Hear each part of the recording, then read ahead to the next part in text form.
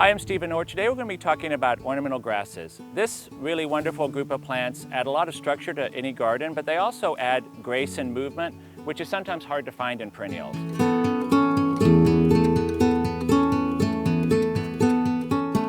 I love ornamental grasses. As you can see, we have a little breeze here in Des Moines today, and they move. That's what makes them so great in your garden. A lot of other plants kind of stationary, like an evergreen, or some of the shrubs that you have might be a little stiff. Ornamental grasses have a natural grace to them. So gardeners over the past couple of decades have really taken to them. A few things to know about them: they're so easy.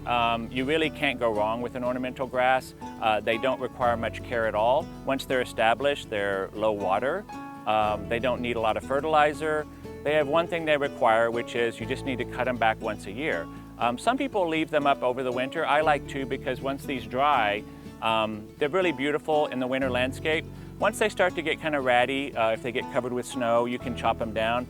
But you definitely want to chop them down right above the root line, a couple of inches. You should do that in the spring for sure, just to get rid of all of this dead growth from the year before. Kind of in mid to late spring, you'll start to see all the green coming up through the previous canes, and you'll have this wonderful green new growth coming up, which is what you're going to have for the rest of the year.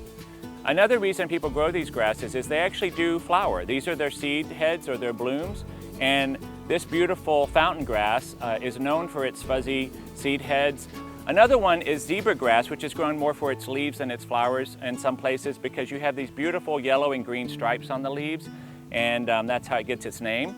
This is a tall grass. This gets to 7 feet. This switchgrass also gets to about 6 feet. Has beautiful, very airy little seed heads and moves very easily in the breeze. Medium-sized grasses, like these fountain grasses, are good for the front of the flower bed or the middle part of the flower bed. And then if you want something up at the very front or more of a ground cover, you can go with beautiful sedges, like this orange sedge, or some of these other moor grasses. They're great to mix in with other ground covers. Some of them are better in the shade, can handle a little shade. And then other ones are great to be mixed in with shrubs or mixed in with other perennials, especially if you want to go for more of a meadow look. You can mix them in with coneflowers or black-eyed Susans, and you get kind of a native prairie garden feel to your garden.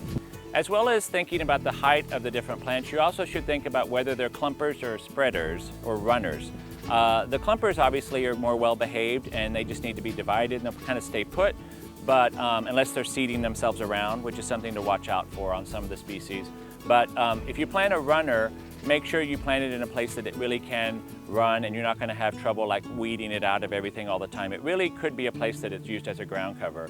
These taller ones, the taller species like this zebra grass, those are great to also as a kind of a shield or a fence, a living fence. They'll only be shielding them in the summertime, in the growing season, but they're great to shield like an air conditioning unit or some part of the yard that you don't want to show all the time.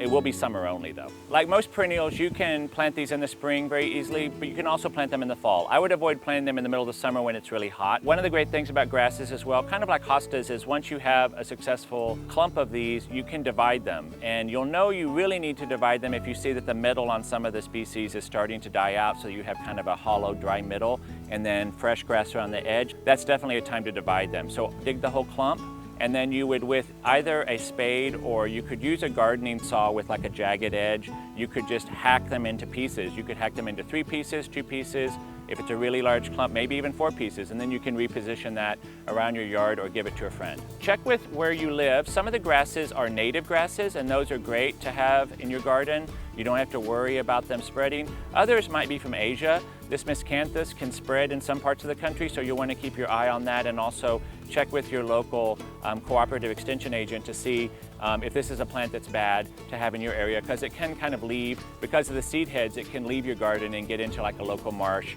and cause some trouble. So if you're not growing this great group of plants, really give them a look, because they do add such a feeling of movement and grace to any garden.